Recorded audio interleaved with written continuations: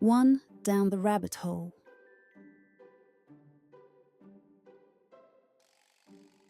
Alice was beginning to get very tired of sitting by her sister on the bank and of having nothing to do.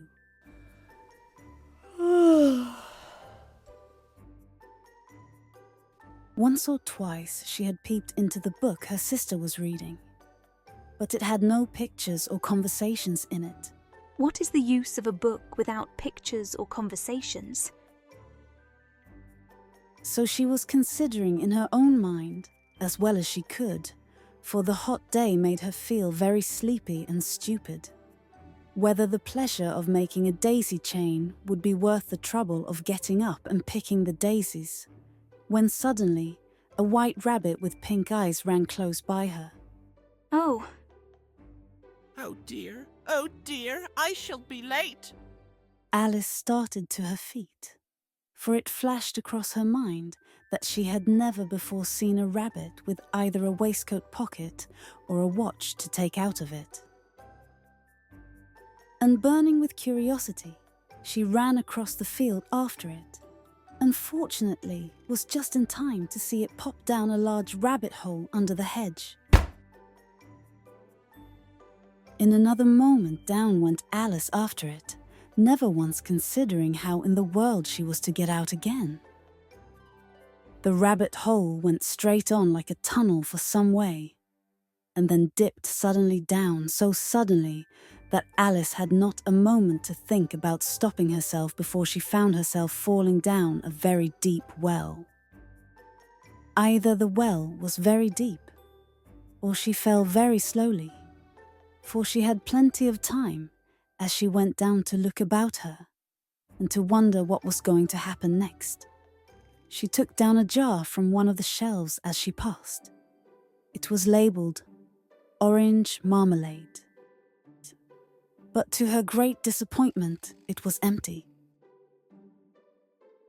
She did not like to drop the jar for fear of killing somebody underneath, so managed to put it into one of the cupboards as she fell past it.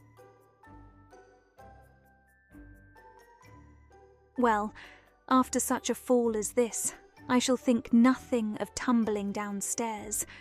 How brave they'll all think me at home. Why, I wouldn't say anything about it, even if I fell off the top of the house. Down, down, down. Would the fall never come to an end? I wonder how many miles I've fallen by this time. I must be getting somewhere near the centre of the earth. Let me see.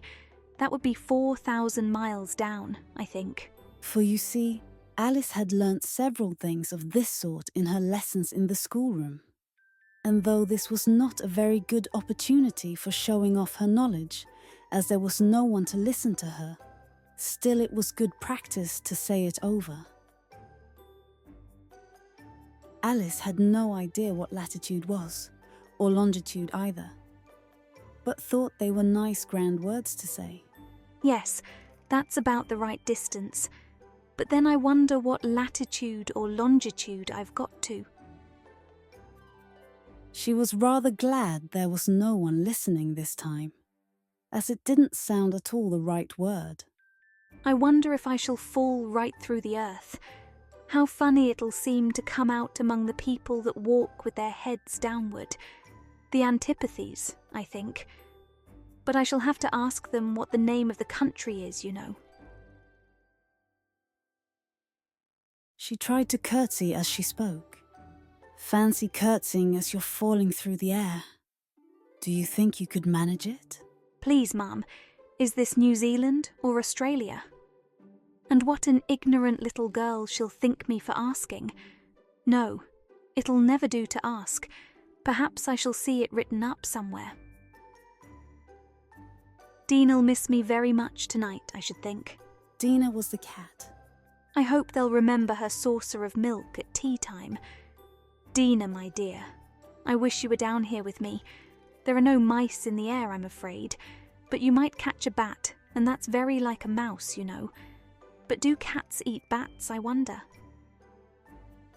Do cats eat bats? Do cats eat bats? Do bats eat cats? She felt that she was dozing off and had just begun to dream. Now, Dina, tell me the truth. Did you ever eat a bat? Well, When suddenly, down she came upon a heap of sticks and dry leaves. The fall was over. Alice was not a bit hurt. She looked up, but it was all dark overhead. Before her was another long passage, and the white rabbit was still in sight, hurrying down it. There was not a moment to be lost. Away went Alice like the wind, and was just in time to hear it say, as it turned a corner. Oh, my ears and whiskers, how late it's getting.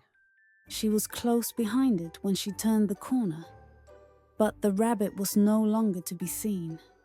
She found herself in a long, low hall, which was lit up by a row of lamps hanging from the roof. There were doors all round the hall, but they were all locked. When Alice had been all the way down one side and up the other, trying every door, she walked sadly down the middle, wondering how she was ever to get out again. Suddenly, she came upon a little three-legged table, all made of solid glass. There was nothing on it except a tiny golden key. Alice's first thought was that it might belong to one of the doors of the hall. Alas, either the locks were too large or the key was too small. At any rate, it would not open any of them. However, on the second time round, she came upon a low curtain she had not noticed before, and behind it was a little door about 15 inches high. She tried the little golden key in the lock, and to her great delight, it fit. Alice opened the door and found that it led into a small passage, not much larger than a rat hole.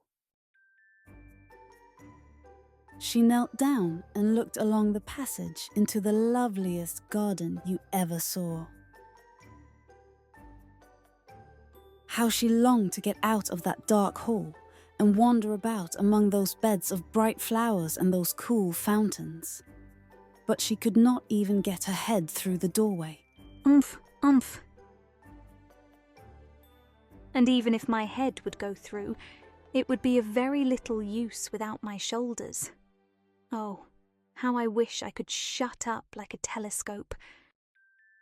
For you see, so many out-of-the-way things had happened lately, that Alice had begun to think that very few things indeed were really impossible. I think I could, if I only knew how to begin.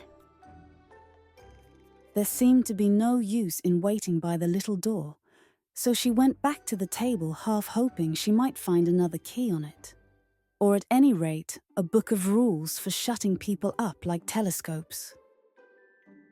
This time she found a little bottle on it, Which certainly was not here before. for she had read several nice little histories about children who had got burnt and eaten up by wild beasts and other unpleasant things, all because they would not remember the simple rules their friends had taught them. Drink me? No, I'll look first and see whether it's marked poison or not. Thus such as that a red-hot poker will burn you if you hold it too long, and that if you cut your finger very deeply with a knife, it usually bleeds. And she had never forgotten that if you drink much from a bottle marked poison, it is almost certain to disagree with you sooner or later. However, this bottle was not marked poison, so Alice ventured to taste it, and finding it very nice. It has a sort of mixed flavour of cherry tart, custard, pineapple, roast turkey, toffee, and hot buttered toast. Very lovely.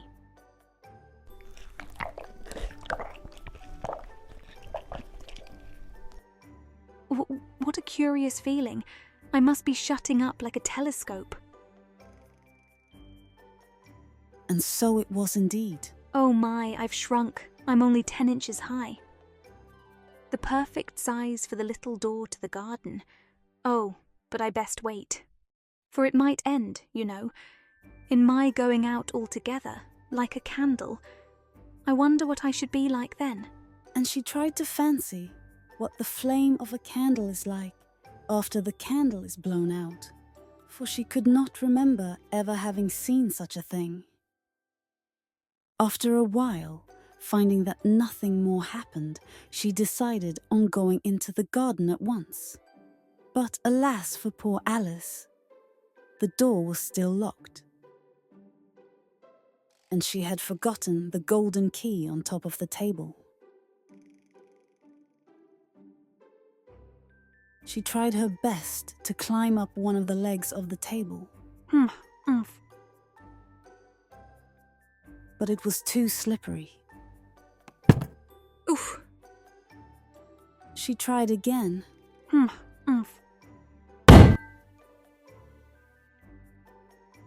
And when she had tired herself out with trying, the poor little thing sat down and cried. Come, there's no use in crying like that. I advise you to leave off this minute. Alice generally gave herself very good advice, though she very seldom followed it. Soon, her eye fell on a little glass box that was lying under the table. That wasn't there before. Well, I'll eat it. And if it makes me grow larger, I can reach the key. And if it makes me grow smaller, I can creep under the door. So either way, I'll get into the garden, and I don't care which happens. Curiouser and curiouser.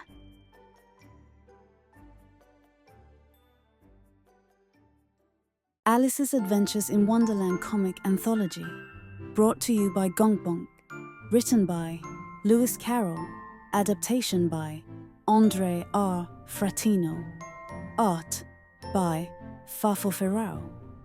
Get this digital comic with guided view, or as a vertical mobile comic only at gongbonk.com.